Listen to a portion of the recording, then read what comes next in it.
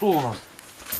Вот именно вот здесь вот. В нем посадили потерпевшего, подожгли печку и привязали его сюда к верстаку.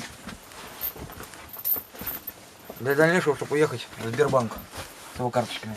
Достал мягкий провод. Где-то около метра. Передал его мне.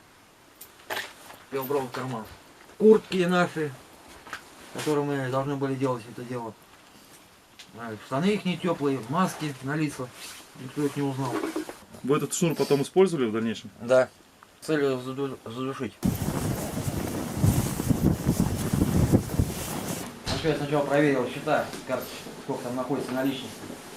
А потом я перешел поставить карточку вот на эту, на этот банкомат, чтобы было два разных терминала. На этом я снял сначала снял, сделал 3 операции, снял 50 тысяч, потом 55 тысяч и 116,5 я снял вот с этого банкомата. Который справа, да? Да. Относительно вас. А 117,5 я снял с левой стороны. И начал вот так ее стягивать. Зафиксируйте как идет.